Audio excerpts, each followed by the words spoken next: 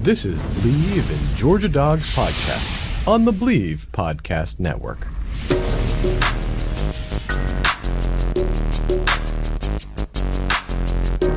Scored a touchdown earlier on a direct snap. Now it's Michelle's turn, running all the way.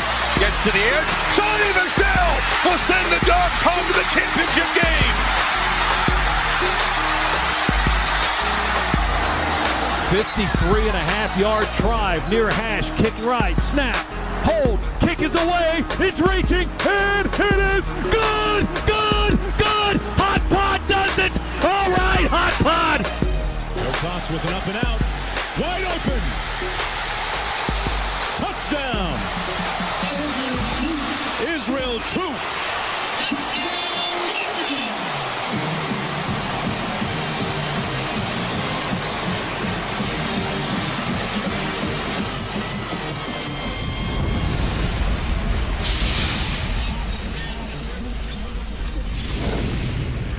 All right. Welcome in. It is a solo mission, a one-man band edition of the Believe in Georgia Dogs podcast on the Believe Podcast Network. Also, you can see us on Brinks TV right here on our YouTube channel, Believe in Dogs. Follow all of us on social media at Believe in Dogs, all platforms. You can follow Israel, who is on daddy duty tonight, at TroopStar28. Let him know. Check on him. Make sure that things aren't getting too south for him. So you can follow me at Coach Burton36 on Twitter. You can follow me also on Instagram at burton.corey. So I got an exciting show. Got a lot still to talk about. Recruiting is hot as ever. Since the dead period was lifted at the beginning of this month. This month is now wrapped up. There's been some decommitments, some recommitments, and everything in between. So we'll kind of get you some updates on that. The David Pollock charity golf tournament happened yesterday. There was some news and some information that was shared with that through our friends over at UGAsports.com. So we'll be getting into that a little bit. Also, we're going to start our opponent previews, scouting the opponent. We're going to get into UAB, the University of Alabama at Birmingham. That is the game that is taking place on September 11th. So, as a solo mission, we are still presented by betonline.ag. It is the one-stop shop if you are wanting to make bets on just about anything. See, I watched the Hawks last night. I'm starting to get more into the NBA. I guess it helps that the Hawks are actually pretty good. They tied the series last night. If you weren't watching, they tied the series with the Bucks. They were all but dead. Trae Young is out. And the rest of the team just had a tremendous, tremendous game. But the month of June is actually over. So July is going to be heating up with tons of exciting sports action. BetOnline is where you can find it. The basketball, the NBA Finals, the Stanley Cup Finals are going on right now between the Canadiens and the Tampa Bay Lightning. So the Lightning are looking to, I think, go back-to-back on Stanley Cup championships. I'll have to get back to you on that one. I'm not the hockey expert as much as football. So, but the hockey final, the Stanley Cup finals are always exciting nonetheless. So you got from basketball to hockey playoffs to baseball's marquee matchups, including prop bets and futures. I bet you can make a prop bet on whether or not they frisk the pitcher. And you'll probably, if you take the over, you'll probably hit it. So BetOnline has all the latest odds, news, and information for all your online sports betting needs. So visit the website today like I already have. Use your mobile device and join to receive your 50% welcome bonus on your first deposit. So before the next tip-off, face-off, or pitch, head on to BetOnline and start playing today. BetOnline, your online sportsbook experts. Also, a sport that you could probably bet on for a short amount of time. They're in the knockout stages right now. It's the Euro 2020. And I know what all of you are thinking. You're all thinking, what? I didn't come over here to hear about this soccer stuff. So it's getting exciting in that Czech Republic game. Czech Republic, I think they knocked out Spain, if I'm remembering that correctly. Anyway, but the Germany-England game was pretty exciting yesterday. And so lots of things going on with the Euros. The Hawks, man, I just can't. I know this is the Believe in Georgia Dogs podcast, but I'm going to digress a little bit because it's exciting when an Atlanta sports team, for those of you that are familiar with the Atlanta sports curse, it is exciting when an Atlanta sports team does well because, A, you're hoping that curse can snap. Because there's been so many championship opportunities for Atlanta sports teams, and the only time they were able to cash in was the Atlanta Braves in 1995. So you had all the Atlanta Braves World Series losses. They lost in every which way you could. A Game 7 extra innings game against the Twins in 91, the worst of first year. You had Joe Carter, who just went off in that series with the Blue Jays in 92, 93. You missed an opportunity against the Phillies in the NLCS. 94 was a strike. 95, you actually won it. 96, went 6 games with the Yankees back and forth, blew a couple of leads, took the first 2 in New York, then made it again in 98 and got swept. So you ran the gamut of different ways you could lose a World Series. Atlanta Falcons, been to the Super Bowl twice since 1990. And the first time they got absolutely obliterated. The second time, well, we all know 28-3, right? Tom Brady. So hoping that the Hawks tying up this series is a good sign. It's going to go back to Milwaukee. So that's never a good thing, but hopefully Trae Young will be healthy. I think he's day-to-day. There's a chance that he might play in Game 5. So hopefully the Hawks can get the upper hand in the series, bring it back to Atlanta, finish it out, and go to the NBA Finals against, I think, the Suns. The Suns are playing tonight, and I think they can clinch. So I'm rooting for the Suns in the Western Conference, but if the Hawks win, if the Hawks represent the Eastern Conference, it's over. But nonetheless, I'm super, super impressed with the Atlanta Hawks. Kevin Huerter had a huge night. Clint Capella had a huge night. Was a dominant force on the inside. Kind of helped keep Giannis at bay for as much as anybody can. Then you had Lemon Pepper Lou. Shout out to Real Coach JB on that one. Lemon Pepper Lou came in, filled in quite nicely for Trae Young. So hats off to the Atlanta Hawks. Hopefully they can take control of the series. But we are the Believe in Georgia Dogs podcast, so we're going to get to actual Georgia news. The David Pollock Invitational, or the charity golf tournament that he hosts every year, wasn't without some excitement. You know, there's a lot of information to be had. There was a lot of Georgia players. Georgia was well represented. The current Georgia players, I should say, and coaches were well represented. One guy that was there, we'll talk about him here in a little bit, JT Daniels. He was there. Our guy we had on the show. If you want to hear what Trent Smallwood had to say this time almost a year ago, you can listen to that episode. Go back and you got to dig deep into the archives for that one.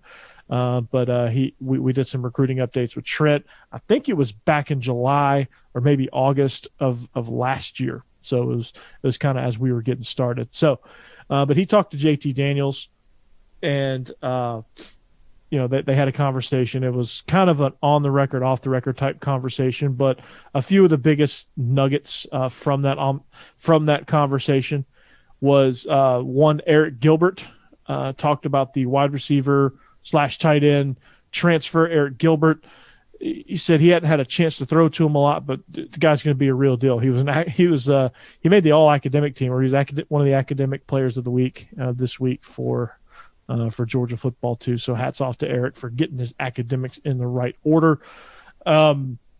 He was upset that George Pickens got hurt. He said he was going to be unreal this year before he was injured.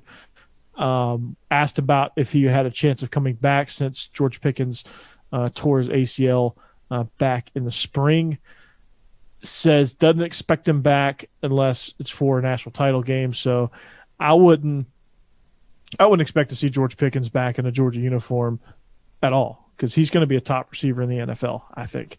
And he's going to get picked in the first 2 rounds of the NFL draft. So I think he's going to try to strike while the iron's hot. So, and I don't blame him. But, he's JT Daniels, way more comfortable in the quarterback spot and coming into year 2 as opposed to last year. He's had a full year under Todd Monken. He's had a full year in the system. Last year, it was kind of an off year. He was recovering from a knee. It was a pandemic year, so he didn't really get that face-to-face time with Coach Monken that he has been able to get since January of this year, since the season ended. He had a full spring cycle. He's got guys now. He's in that more of that leadership role. He is the guy at the quarterback spot. He's always competing, but it's his job really. Whereas this time last year, it was unsure. Like at this time last year, we saw Jamie Newman. Then you had JT Daniels in the mix. Then you had DeJuan Mathis and Stetson Bennett and Carson Beck. Now it's kind of like JT Daniels. And then who's going to be the backup? Is it going to be Carson Beck? Is it going to be Brock Vandegrift? Probably early in the year, something happens to JT. Probably going to go to Stetson Bennett over the two freshmen. But we're going to see how that plays out. That'll be a fun camp storyline to follow. So mark that down on your little notepad for fall camp to remind me. Talk about the backup quarterback because that's going to be exciting. Carson Beck, this is a big year for him. Brock Vandegrift coming in as an early enrollee freshman with all the promise in the world. So that's going to be an interesting battle right then and there. But the most glowing reviews came about ARIK Gilbert. Jermaine Burton is going to be the man.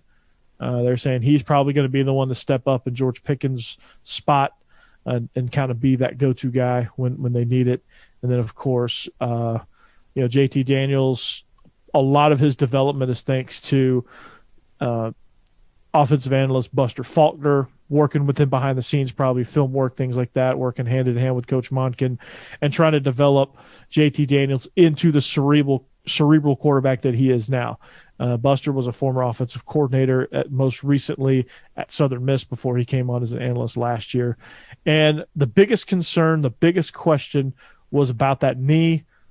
JT says it's 100% healthy. He has zero issues with it. You could see at times towards when he did get in the game that he had some trouble driving into his knee on his throws, but he's 100% healthy now. So you can rest assured on that. So I'm excited. I'm excited about what this offense has to offer. ARIK Gilbert is somebody that's gonna go off. Jermaine Burton is going to be exciting to watch. So that was kind of the gist of that conversation right there. So summer updates in that regard. But there was an interesting debate that I saw. It was JT Daniels versus Emory Jones, and there was a list. And I was listening to a few podcasts because I do that. I go around the podcast cycle and I listen to a bunch of different stuff. And a friend of mine who shout out to the Palmcast, I'm gonna go actually be a part of the SEC After Dark show on his channel. In addition to this, in addition to Illegal Motion, that's going to be another show that I'm going to be featured on. But he was talking about the preseason. Pro Football Focus brought out their preseason list of all SEC quarterbacks, and guess who was omitted from the list? They only did, I guess, four? I guess they only did four names, but it was. I didn't quite agree with this list. I thought Matt Corral being on that list was legitimate. I did like that. I do think Matt Corral is going to be a really good quarterback for Ole Miss. I mean, look at what Lane Kiffin's able to do. It's outstanding. But Emory Jones being number 4 on that list, of course, is somebody, and the omission of JT Daniels, and I was trying to figure out and wrap my head around what does Emory Jones have that JT Daniels doesn't. Like what is it about JT Daniels that left him off this list, and vice versa about Emory Jones? And I kept racking my brain. I'm like, well, the Emory Jones they're going to have to struggle to find some production for him. Like I'm kind of on the mindset that he might not finish the season as the quarterback. Oh, and Miles Brennan was on that list. And I was trying to, I don't know what was going on with that, but I was trying to wrap my head around what was going on with Miles Brennan. Like, Miles Brennan's not even going to be he's not even going to win the starting job coming out of camp. So I'm trying to figure out where this list was compiled, what stats they were using, what metrics they were using. I guess I could go on and see, but when you look at Emory Jones and when you look at JT Daniels, you can see immediately the differences. Like, you look at JT Daniels, he commands the huddle, he commands the field, he's cerebral, he's got great anticipation. Not all of his deep balls were created equal, and a lot of that was due to recovering on a knee injury. But if you look at his overall Pro Football Focus grade, he scored an 88.3. He had an 8.7% big time throw rate. He had 4.4% of his plays were turnover worthy, and his average depth of target was 12.7.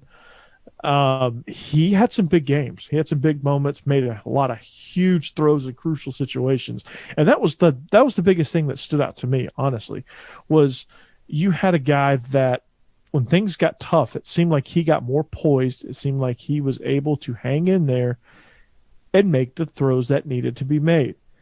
He stood in there, he read the pocket, and he delivered the ball.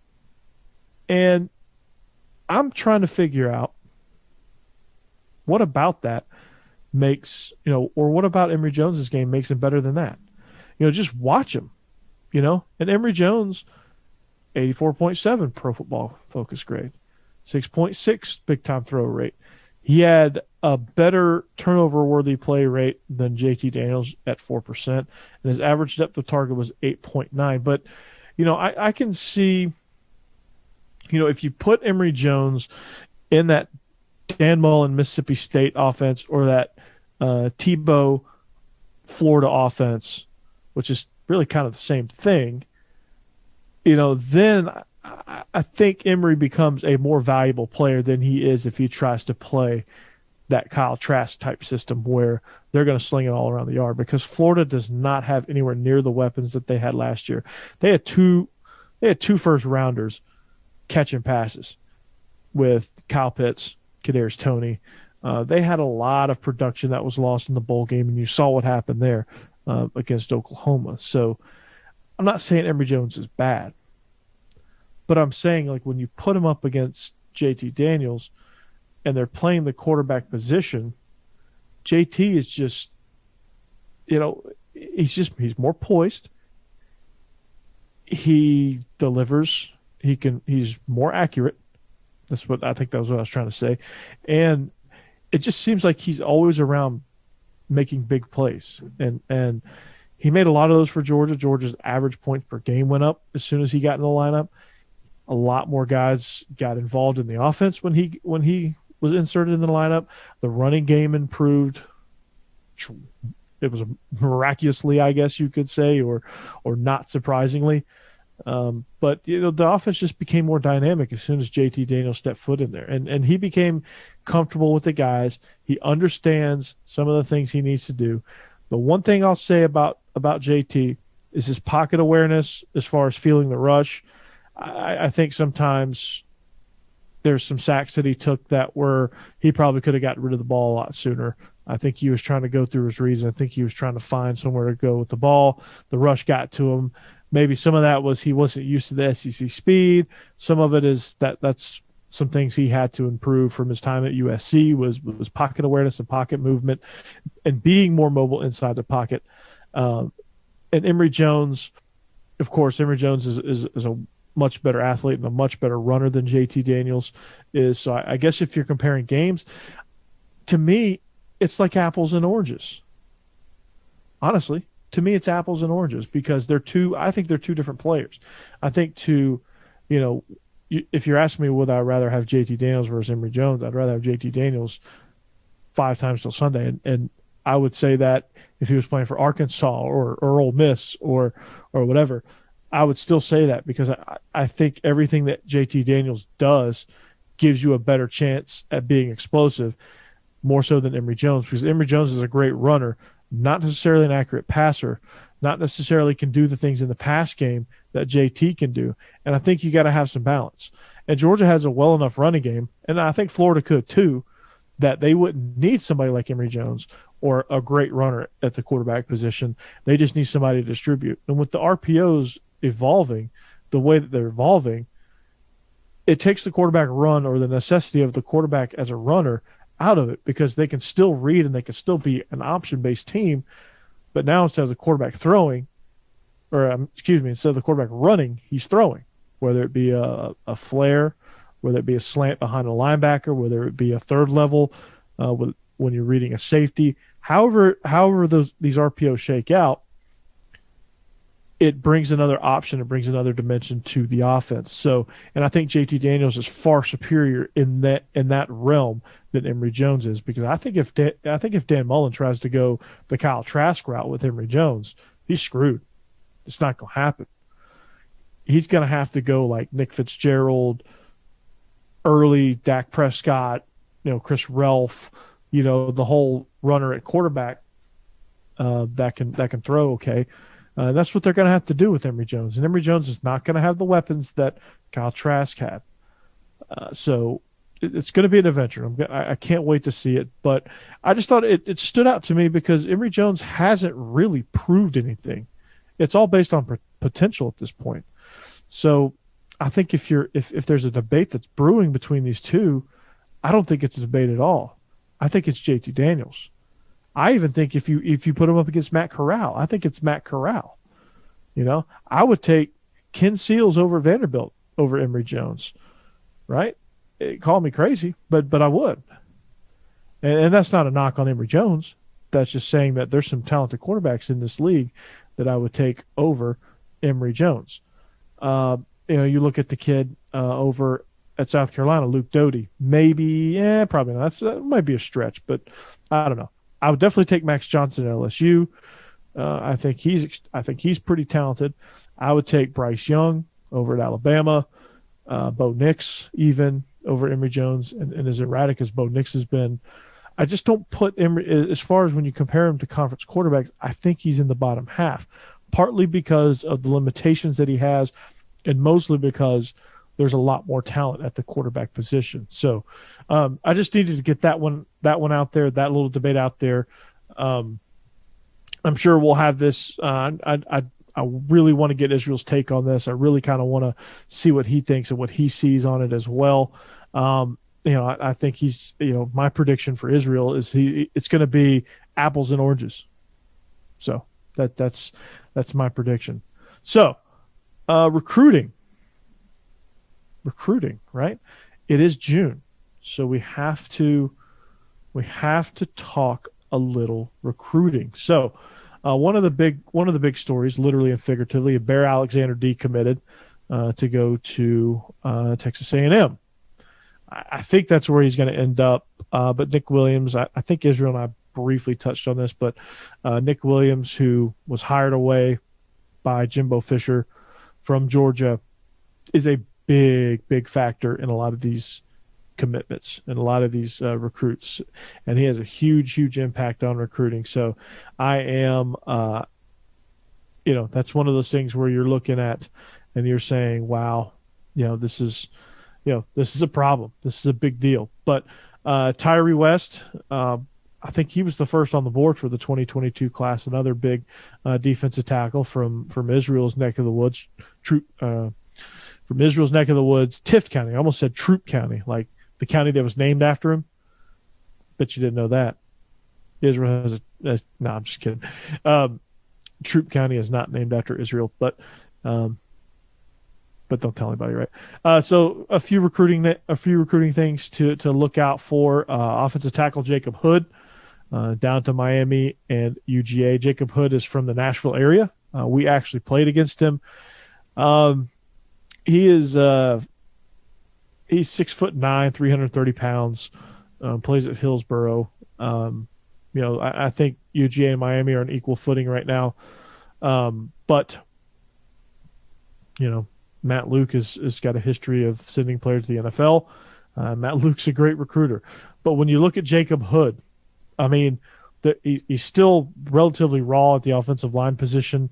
A kid that I guess when you're that big, and he's been this big for a while, like he's been this big for last 3 years, and I'm sure he was never small. And so I think when you have kids this big, sometimes it takes a little bit longer to develop because they're not sure how to play into their body. I mean, it's hard enough playing into a 6'8", 330-pound body. Like, I have respect for some of these NBA players who play into their 6'7", 6'8", 6'10", 7 feet bodies. I have respect for them because that's a hard thing to do, because if you're not used to that, if you're not used to moving around with all that height and all that weight and understanding your leverage, and you've probably been told all your life, don't hurt him, don't hurt him, don't hurt him, you know, and you've probably been very, very cautious. He's still somebody that's developing. And I think he's going to be, I think he's going to get into one of these college programs, whether it be UGA, Miami, or somebody else. If somebody else steps in down the road, he's going to get in one of these. He'll probably cut down to about 3. They'll probably cut him down to about 310, 305 range, and they'll probably put some good muscle back on him, and they'll increase his and get his feet a lot better, and his footwork will be a lot better. That kid's going to be special to watch. I think he's going to be a good one at the tackle position. He's somebody that I think if he comes to Georgia, he can sit for a year or two. He can really kind of develop, because you got guys like Broderick Jones, Amarius Mims, Xavier Truss, Warren McClendon, those guys that are ahead of him that are going to be the ones that are counted on to play and get most of the important snaps. So Jacob can really kind of come in and develop, which is what he needs to do, because he's still got some growing, some developing things to do. So I'm excited about that. We'll keep an eye on this recruitment, and he's gonna, late August, early September. That's about when he's probably thinking he's going to make his decision. So right now it's between UGA and Miami, and they're both kind of on even footing. Ja'Cory Thomas just got his commitment last week. He was an under-the-radar prospect. He is from Boone High School in Orlando. I was trying to think of a Citrus Bowl location for one of my examples that I gave, but Boone High School would have been somewhere that they could play the Citrus Bowl. But anyway, he had great film. Really love this kid. He's versatile. He's a safety, 6'1", 195. You're starting to see some of these bigger, more physical safeties, but I think what did it for him was Will Muschamp, former head coach at Florida, former head coach at South Carolina, former defensive coordinator at Texas, Auburn, LSU, all over the place. He was enamored with him during the workout. He said, he liked it, that he immediately got an offer. Like he was one of those that, like, people don't understand how the camp circuit works, and so he was one of those, like, he was kind of under the radar. And you come in, you have a good workout, you never know. Like, I tell my kids this all the time: go to camps, have a good workout. If they like you, they'll pull you out. And in this situation, they pulled him out, and they said, "Hey, Ja'Cory, you got an offer." And so, and if you could, it's a committable offer. And so they offered him. About 8 days later, they got the commitment, and here we go. But Ja'Cory is somebody that, again, I just really kind of like his overall athleticism at the safety position. I kind of like the way he plays the game. He's physical. He flies around, and he seems like he's one of those leaders on the field. Seems like somebody that can kind of eventually step into that Richard LeCounte role, where he's kind of moving guys around in the defensive backfield, things like that. So I'm very excited about what Coach Adai and Coach Muschamp have done with this one. Then you're looking at Ty Simpson from Westview, Tennessee. His dad is actually the head coach at University of Tennessee Martin. So right now he's committed to Alabama. But they had a real good shot at him. And this is still one of those that's, I don't know, it's kind of still in play. to be honest, I don't know that Ty Simpson ends up at Alabama, right? I don't know that he ends up at Alabama. I don't know that he ends up at Georgia either, because you got Gunnar Stockton sitting right there. But it's one of those that it's going to be interesting to kind of see where he ends up as far as conference-wise. But, Georgia had a real shot. There was some lack of communication early in the process. I think when you're in a tight race, those type of things really do make a difference. So I'm kind of curious to see where this one ends up. This one's kind of on my radar. Then you have Bear Alexander. He was back in Athens for a visit. He's still undecided. He's really a A&M lean at this point, but nobody really knows. Nowadays kids decommit all the time, right? And especially the kids that did most of their recruiting trips and recruiting visits during COVID, during the dead period. Like, all they're seeing is virtual visits and stuff on TV, and they're having Zoom calls with these coaches. Now they finally step foot on campus and they realize there's a whole new world out there, right?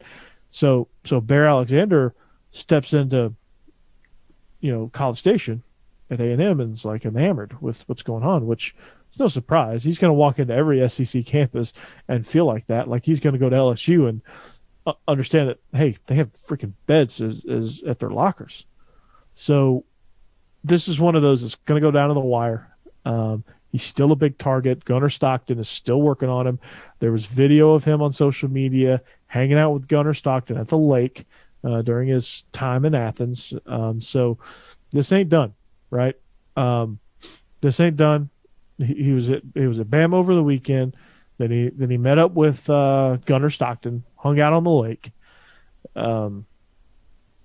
Didn't make it over to Georgia, but you have to believe that, it's going to be one of those, is personal relationship with potential teammates going to take precedent, or is this whole situation being closer to home, I should say, is that going to win out in the end and lead him to A&M? Does UT, the real UT, Texas, have a chance at him with Coach Sark? Do they have a shot? I don't really think so. I think it's A&M and Georgia. I think it's a battle between those two at this point for Bear Alexander. If you had to press me for a decision, I would say A&M is leading that charge. I would say if he had to sign today, it would be A&M. But let's wait until December, early signing period. It's going to be a close one. It's going to be one to watch. But this whole thing with Gunnar Stockton, he ain't going to let it go. Like, Gunnar is really working hard for Georgia, and he ain't going to let it go. So, Keithan, Bear Alexander, stay tuned. He's from Brewer High School. He's from Fort Worth, Texas. Stay tuned. This one's going to be a tight one. All right, then you're looking at Travis Shaw, another defensive tackle. He's from North Carolina. He just he's in the mix with UNC. Honestly, I think he's going to end up there. He's a North Carolina kid. He's from Greensboro. So ultimately, I think this is an uphill battle. Mac Brown does really well in state. North Carolina has a lot to offer. They're an up-and-coming program. They're Jordan brand sponsored. I don't know, some guy named Michael Jordan went there. But Mac Brown has been he's got some sort of edge that I didn't think he had since he unretired from the university, after coaching at Texas, where I think he kind of lost his mojo. But he's somehow got it. He came back out of retirement, stepped into the ACC. I think is going to be this year. I think is going to be right there neck and neck with Clemson. It's one of the top teams in the ACC. I think they're going to give Clemson a big time push this year. So don't be surprised if the Tar Heels start making noise. Now, they could finish dead last, and I'm going to come back on here at the end of the season and eat my crow. But they're in great shape with Travis Shaw. They're in great shape with a lot of prospects, and they do really well in the state of North Carolina. So I think this one, if I had to forecast it, I think it's going to the Tar Heels. It's going to be tough to upset them. I think Georgia's going to put up a fight, but it's between UGA and North Carolina. I think those are the top two teams. I think Georgia finishes a very close second to UNC. I think Mac Brown wins out on this one. Shalik Knotts, also from Monroe, North Carolina. He's also a North Carolina kid. I do think Georgia is going to end up in this one. Cortez Hankton has built an excellent relationship with him.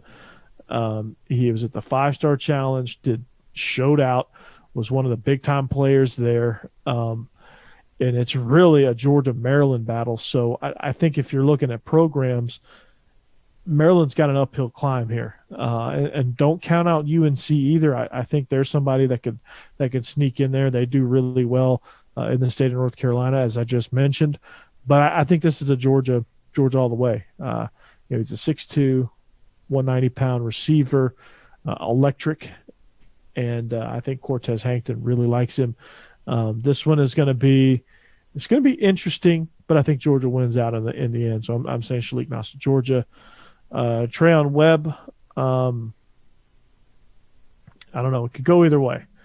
I think Oklahoma's a big-time mix in it, and I think they're the team to beat for the Jacksonville athlete, Trayon Webb. He was one that I thought if Georgia could land him, he was somebody that could play a bunch of different spots. But he's a class of 2023, so this one's far from over.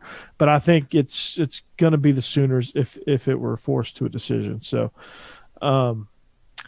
also Branson Robinson from Mississippi, top running back, 5-star. I think it's all Georgia for him, and I think it's somebody that's going to be highly regarded, and I think he's going to be the next big UGA running back. So to wrap up this recruiting segment, there's some potential commitments in July. Got to keep your eyes on it. Branson Robinson is actually one of them. Georgia's the leader. I think they will be the leader. Alabama's going to be tough to beat because, of course, they're Alabama. But he's making a decision at the end of July, which I'll consider it this month, at the end of July. So, but I think it's going to be Georgia. I think it's going to be Georgia for Branson Robinson because he sees the lineage of running backs and he sees that he can go to Georgia, he can show out, get drafted early, and not have a lot of tread worn off his tires. So, I'm all in for Georgia for Branson Robinson. Kojo Antwi, he has a top 5: Georgia, Bama, Ohio State, USC, and Texas A&M. He's visited all 5 schools. He's got a commitment date set for next week, July 5th. If I am predicting this one, I think he's going to be the second receiver on the board for Georgia. He's a Swanee. He's a Gwinnett County kid, Lambert High School. I think he's Georgia. He's going to join Denial on Morset as a commitment there. Oscar Delp, tight end. He's going to be the next great tight end. He really enjoyed his visit to Athens. This would be a big get for Todd Hartley. It would be the next one in the line. Darnell Washington, Brock Bowers.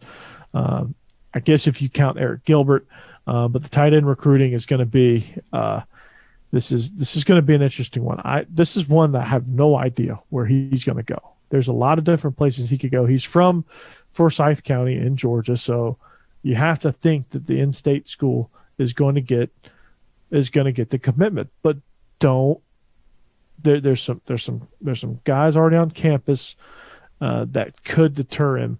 I don't know. He might have a chance to play early somewhere else. He might end up at Alabama. He might end up at LSU. But I think Georgia leads for this one. Then you look at Danny Dennis Sutton. His recruitment's been back and forth. You got Georgia, Penn State.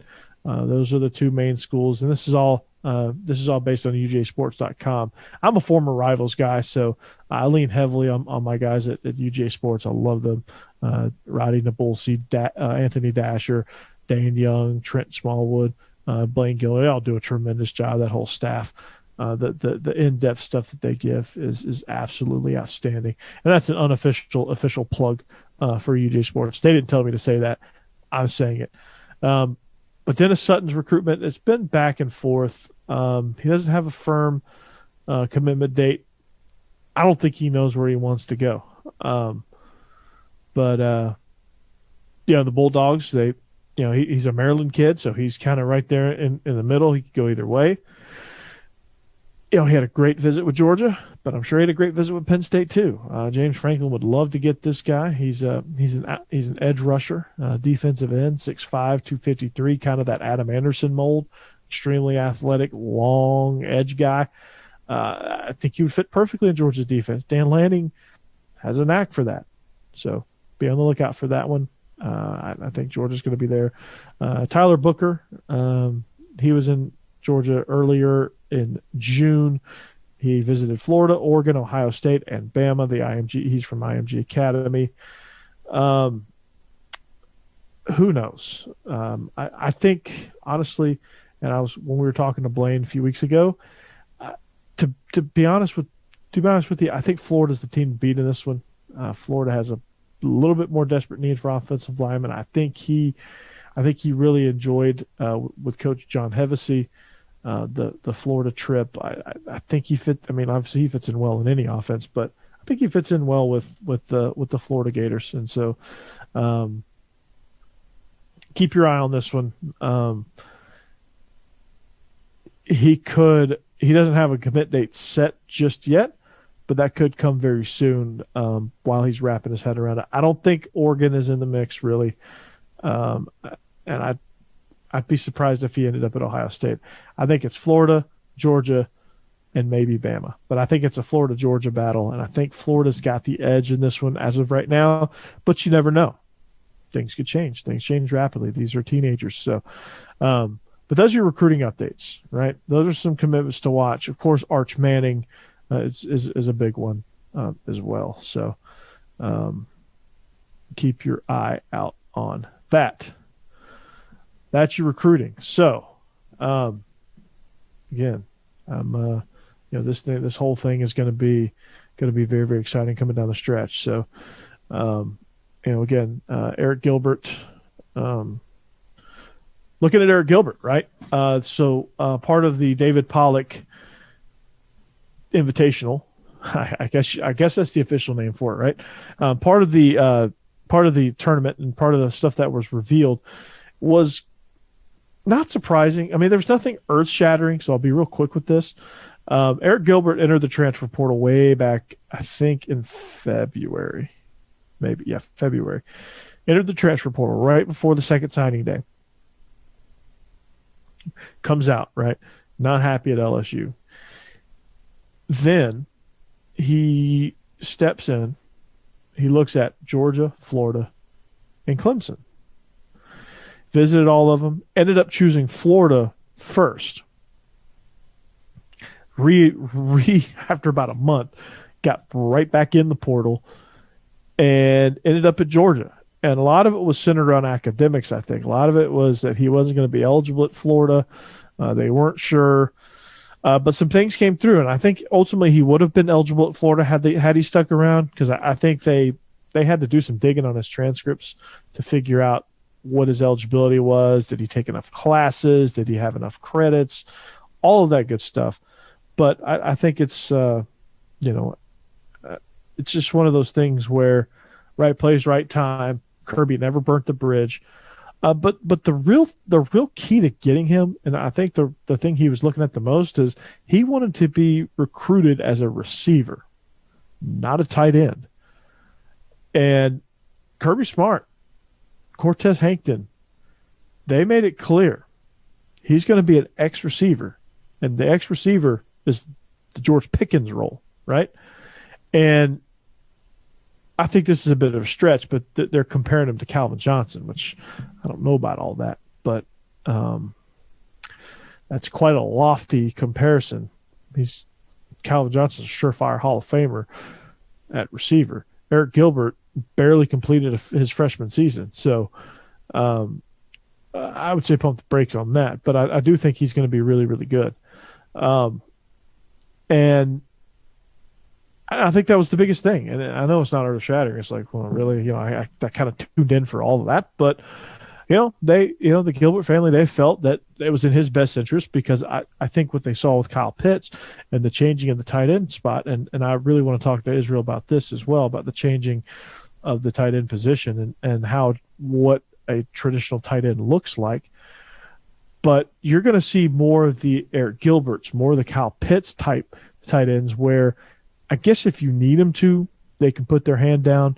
But for the most part, they're going to be wide receivers, slot receivers, guys that are counted on heavily in the passing game, guys that used to be counted on in blocking schemes are now being accounted for in the RPO game. With RPOs getting more and more creative, they're going to use these guys more, not to block defensive ends or linebackers, but to get in these zones behind them, whether it's in the middle, whether it's on the flat, whether it's running a post, whatever the route may be. That's how they're going to factor into the run game nowadays, I think. And you look at somebody like Kyron Heath, who just committed to Ole Miss. He's another one of these Eric Gilbert molds of he's really just a big receiver that he said, okay, from my high school, I'll put my hand down. But you're starting to kind of see an evolution of the tight end position, and that's a topic that we can really kind of get into. And I would love to get I would love to get Israel's take on that. I would love to get Jake's take on that as far as the evolution of the tight end position, and I'm going to write that down. So, evolution of the tight end. So, I'm going to put that one for later too. But I thought it was interesting that it just kind of confirmed, reading this article, kind of confirmed what I already thought of Eric Gilbert. So, there you go, right? That's nothing new. Congratulations to the Academic Players of the Week. Eric Gilbert is one of those. This is what we call in the business a transition. Eric Gilbert, Nazir Stackhouse, and freshman Kamari Laster. They do an offense, defense, and freshman Academic Players of the Week at Georgia. So congratulations to them. They're getting it done in the summer sessions. So. I guess Eric Gilbert got serious on his academics. Also, Sean Kinney, Georgia's pitching coach, signed a 3-year extension with the program. Excited about that. His name has popped up at different places, LSU and Texas A&M, to be specific. But he is, he's led the charge as far as the pitching staff. The Georgia's pitchers held opponents to a .226 batting average and totaled 570 strikeouts. Both of those marks rank second best in program history. So that's his career at Georgia, his tenure at Georgia. So that's pretty dang impressive if you ask me. Also, President Jer Moorhead, UGA President Jer Moorhead, will begin a 2-year term as the president of the SEC's Executive Committee starting now or July 1st. So that's pretty exciting. Georgia gets a voice there. He's going to begin his 2-year term. I guess they rotate through with university presidents, but it is his turn now. So I'm excited to hear that.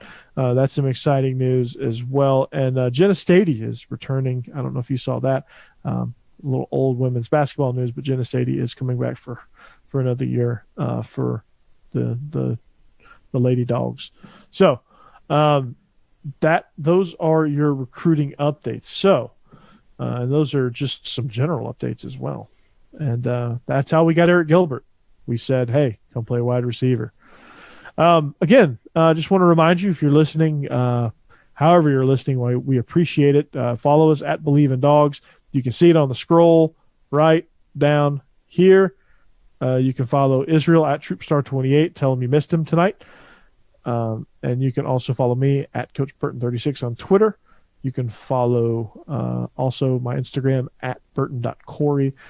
So find us on social media. Find us on you can also find this podcast right here on Brinks TV on our YouTube channel, or if you prefer to listen, Apple Podcasts, Spotify, Google Play, Stitcher, TuneIn, iHeart, all those different places where you can find Believe Podcast. That's where we reside. So if you prefer the audio version of us, you don't want to see this face and this awesome backdrop and Israel, head on over there. We will be also on anywhere you can find your podcast, but we're really going to make our living here on Brinks TV, and I'm excited to jump into it. So one of the things that one of our goals for this summer is to do a season preview for every Georgia opponent. We're going to call this series Scouting the Opponent.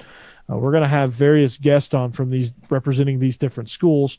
But I wanted to start with UAB because, quite frankly, I'm not really tapped into the UAB market. And I figure once we kind of get closer to that game, we can maybe find somebody and preview that specific game and just kind of see how UAB's season outlook is in Conference USA. So I'm going to take this over today. But we're going to have I talked to Kyle Sutherland of Hog Talk, a fellow believer. He's going to join us here in the near future. He's going to preview the Arkansas Razorbacks. We're going to have Vinny Hardy of the Believe in Kentucky podcast to come on and preview the Gamecocks, the Wildcats, Big Blue Nation. Gonna work on getting somebody from South Carolina. I'm looking at Chris Clark from Gamecock Central for that. If anyone knows anyone that represents Missouri and would love to come on the show, by all means, send them this way. Would love to have them. But and the same with Florida, which I think I have a good lead on Florida. Have somebody for Clemson. So I'm excited about our series that's coming up, and of course we're going to try to work hard to get you the latest and greatest guests as well, to also help bring you all of the content. If you miss any of our shows, go back and check them out. We are on YouTube now. We've had 2 episodes with Brinks. We've had another additional 2 episodes prior to joining Brinks to kind of get us warmed up for what is now the big leagues, I guess. So I kind of wanted to get warmed up for the video platform before we started with Brinks. So we actually have 2 episodes prior to that. The first one was kind of a disaster with my microphone. So if you need a good laugh, please go check that out. And we had Chris Burnett on last week. So if you missed that and want to hear from him, he was an offensive lineman here, played with Israel. They overlapped. They didn't play simultaneously, but they overlapped a little bit. He played guard. He was on those 2 SEC East champion teams in 11 and 12. That almost went to the national championship. So that was a very, very good show. You should check that out.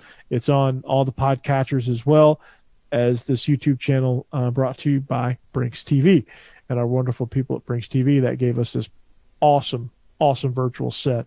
The rundown over here to my be over here, right? Be over there. The rundown. So and the graphics down below. All of this is really, really, really awesome. So we thank our people, especially Courtney at Brinks TV. So big shout out to Courtney. But let's get to it. Scouting the opponent. So you're looking at the UAB Blazers, University of Alabama at Birmingham. Head coach Bill Clark is entering his 6th year. Here's a tail of the tape. He is 40-22. He was 6-3 in a COVID-shortened year last year. Got a big-time returning he's got a lot of returning starters, 15 to be exact. He's got 7 on offense, 9 on defense. For a team that finished as conference champions 2 seasons ago, 2019 Conference USA champions. This team is going to be tough. Like when you look at the non-conference and you look at the G5 games, you have some of those that are circled wins. And for Georgia, every G5 team should be a circled win. But there's always a but with some of these teams. UAB is one of those teams that right now you better bring it because they will upset you, right? Tennessee, I think 2 years ago, did the same thing with Georgia State. Said, you know what? It's Georgia State. We don't really have to. And Georgia State kicked their butt. And Georgia State's a G5 team. It can happen, folks. So we can't, and UAB is a great program. Bill Clark was considered heavily for the Auburn job. I don't know what happened in that whole deal, but he was considered for the Auburn job. And he probably could have had it if he really wanted it, but I think he's enjoying his time at UAB, so he didn't. Some players to watch, quarterback Bryson Lucero, quarterback Tyler Johnson. There's a battle there at the quarterback spot, so 2 guys that are going to contribute. Tight end Hayden Pittman. Then you have DeMarcus Moultrie, cornerback T.D. Marshall, and the strong safety Christopher Mole, right? And, they were 7 years ago. when you look at this program and where they were 7 years ago, they were dead. They had to shut down. But they were able to resume. But again, as I mentioned, the biggest key for this team is they have 15 returning starters. Quarterbacks Bryson Lucero and Tyler Johnson shared duties. Lucero had 969 yards and 7 touchdowns. Johnson had 843 and 7 touchdowns. The biggest hole they have to fill offensively is the receiving spots. They lost some big time production there. They lost second team all Kusa selection. They also lost a running back who rushed for over 4,000 yards in his career.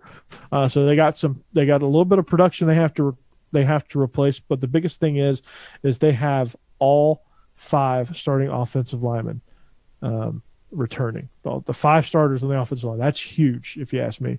And that's going to be something that you cannot discount. If you have your entire offensive line returning, the continuity that goes with that position, the communication that has to happen with that position, that's extremely important for UAB. So I think that's a huge, huge deal. Defensively, they lose Jordan Smith, who declared early for the NFL draft, along with Bronte Harris, who was also a second-team All-Kusa pick. They have returning talent. They had first-team All-Kusa linebacker Christopher Mole, second-team all-time All-Kusa selection. Defensive lineman Tyree Turner, Tony Fair, and they got a lot of talent up front.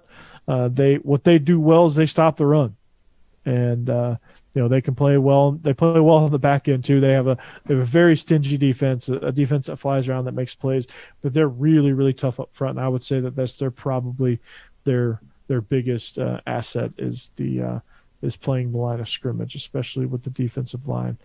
I'm really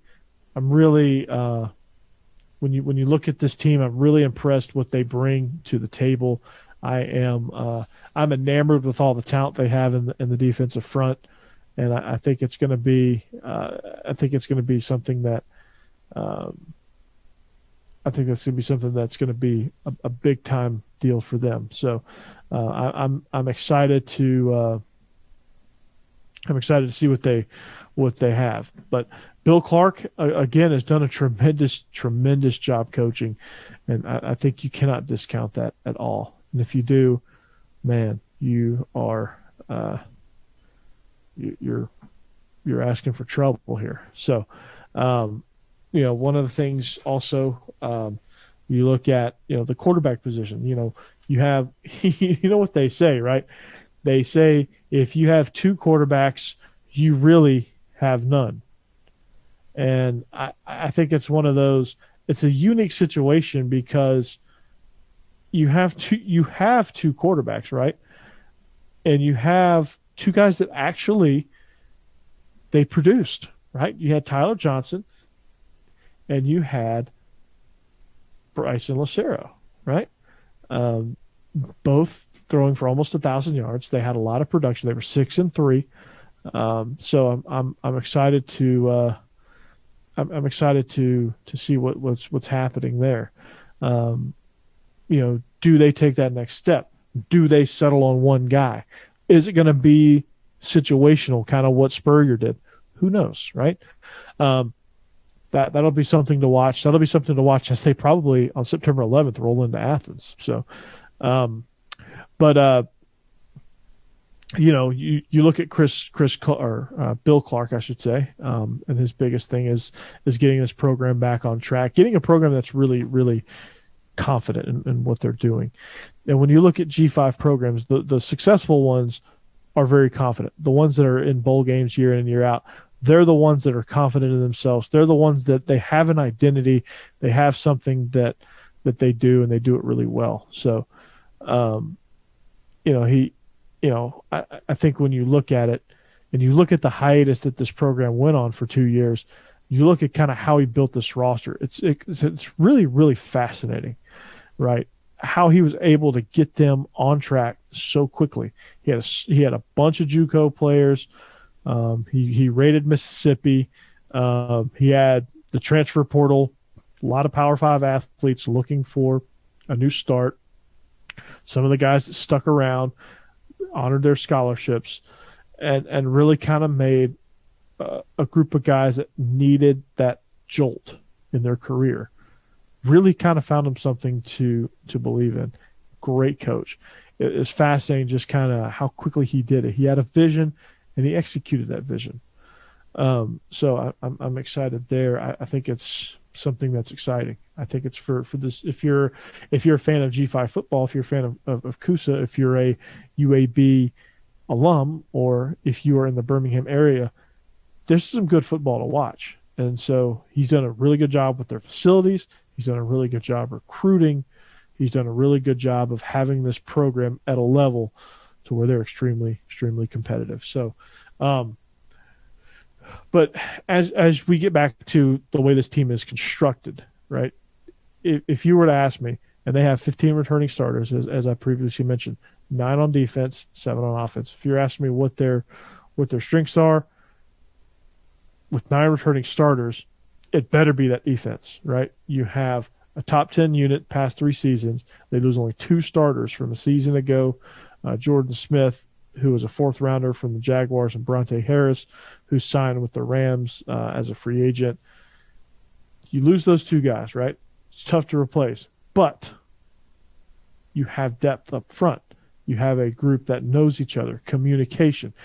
Just as important as it is on the offensive line, in the defensive front, where you're talking about linebackers and you're talking about defensive linemen.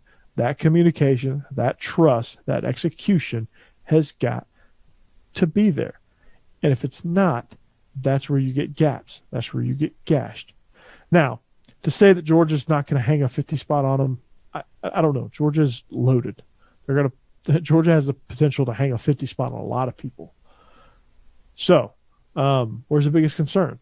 Offensive playmakers, obviously. We said that just a moments ago, but here's some facts. They lost 55% of its receiving production with the graduation of Austin Watkins, who got picked up by the 49ers, and Myron Mitchell, who got picked up by the Vikings. So, you're looking for producers in the passing. You have 2 quarterbacks that can deliver the mail, but you're looking for some producers. So Trey Shropshire, Samario Rudolph are 2 guys that are going to be called on early and often, probably. Rudolph was he was huge in the game against Rice. He clinched the 3rd straight Coosa Western Division title with his touchdown catch against Rice. Shropshire had a game against Marshall in the title game. It's one of those things where you have guys that have potential. So you have Rudolph, Shropshire, you have Ryan Davis. He's a former top JUCO receiver. Raleigh Johnson Sanders. They're expected to also compete and get in there. So you're going to see all of those guys making plays at some point. They also lost Spencer Brown, their leading rusher. But then again, you have Dwayne McBride, who I think he was a true freshman last year. I know. He was a true freshman last year. He was 2nd on the team in rushing yards.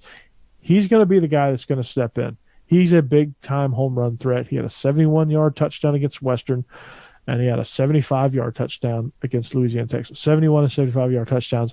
Those are things he's capable of, and those are the kind of home run things that they need to be able to, or they're going to need to be able to win the conference as they've gotten so used to. So, you have, of course, 5 things to consider. Who steps in and replaces Spencer Brown? Well, that, of course, is going to be Dwayne McBride, but you also have Jermaine Brown, Lucius Stanley, and Larry Wooden. Those guys will also get some carries as well. You have Lee Witherspoon, transfer from Mississippi State, who he figured out that Mike Leach doesn't run the ball that much, so he said, hey, let me come on over. Which quarterback? Who's going to win the starting job? Is it going to be Lucero? Is it going to be Tyler Johnston? Are they both going to play? What's going to happen? So when you look at UAB, are you going to see 1 quarterback? Are you going to see 2? Are you going to see Lucero? Are you going to see Johnston? What's that going to look like? They need to figure that out, because I think ultimately if they're going to compete again for the Coosa Championship, they're going to need that. All right, we talked about the receiver position. Who's going to, there's a theme here, offensive production. Who's going to contribute on offense, right? On the defensive end, they were extremely well and giving up explosive pass plays. They were just on 1.96% of snaps. That was ninth best in all of FBS. They have all that talent returning on the back end of it. Can they continue that? I think they do. And can they repeat as Conference USA champions? Again, they were 6-3. They won the conference. They won the division. They won the conference. Can they repeat? They're hopeful. They've got a lot of production to fill offensively, but they've got a defense that's going to give them a chance. UAB is opening a brand new stadium. It's going to be exciting. It's going to be downtown, so no more Legion Field. They have nine returning starters on defense. They've got 12 seniors that took advantage of the one-time waiver rule, so they're coming back. So they've got some talent there. They've got some guys that have produced, just not on a big enough or consistent enough level offensively to warrant like them being on the players to watch. But there's going to be some things there. I'm really looking forward to Trey Shropshire. I'm really kind of looking forward to seeing what he can bring to the table. I think he's going to be the guy. I think he's going to be, when you look at UAB at the end of the season and they're hoisting up that CUSA championship, I think he's going to be the guy that you're going to look at. So you look at their schedule. They lead off the season with Jacksonville State. Of course, they come between the hedges on September 11th. The big game on the road at North Texas. They're at Tulane, which is always tough. Home against Liberty. Home against FAU. At Southern Miss. Home against Rice. Home against Louisiana Tech. At Marshall. At Tennessee. At Texas San Antonio. At home to end the season against UTEP. So this is a schedule that's going to be tough. I mean, Conference USA is tough. You have Liberty, you have Tulane, who's always a tough out. North Texas, you never know with them. Southern Miss is a team that's on the rise. Florida Atlantic is up and down. Rice is what they are, but Louisiana Tech and Marshall, they're two teams that can really, really kind of get you. And so, especially Louisiana Tech in the West, but they get them at home. So that's going to be exciting. But there you go. There you have it.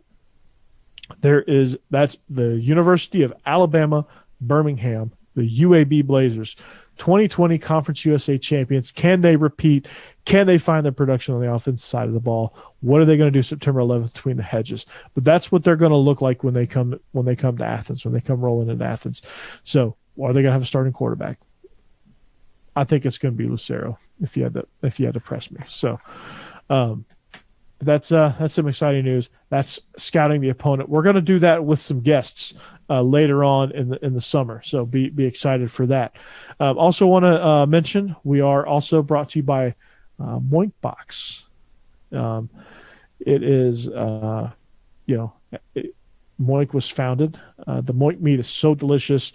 Something that I can pair with my Traeger, and we'll get some stories here in a little bit. But Moink was founded by an 8th-generation farmer who was featured on Shark Tank. Host Kevin O'Leary said it's the best bacon he's ever tasted. And you know what? He's right. And Jamie Simoff, the creator of the Ring video doorbell, he also invested in Moink. He has a great product in Ring. Why would he invest in Moink? Because he believes in it. So why do just 4 companies control 80% of the U.S. meat industry? Because big food crushes the little guy, and you can help change that with moinkbox.com.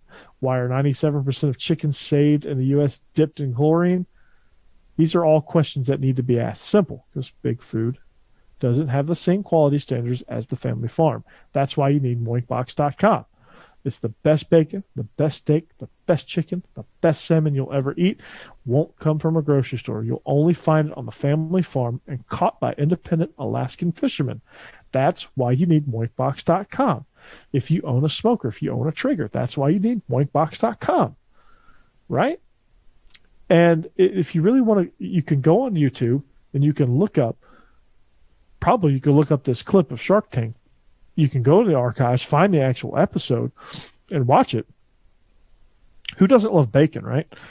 So join the movement today. Go to moinkbox.com/believe. That's BLEAV right now. And the listeners to this show get free bacon for a year with every box ordered. Again, that's moinkbox.com/believe. Again, right now, the listeners to the show get free bacon for a year with every box ordered. Tell me that's not a great deal. That's 1 year of the best bacon you'll ever test, but for a limited time, right? So, again, that's MOINK box.com/believe, BLEAV. That's moinkbox.com/believe. Go there, get your meat, right? And if you're listening to this, this would be a great partnership. Moinkbox and then Traeger, right? I have a Traeger. I'm going to get on Moinkbox because I do believe in what they're offering. So let's have a little Traeger talk. And Traeger's not paying me to say this. They should.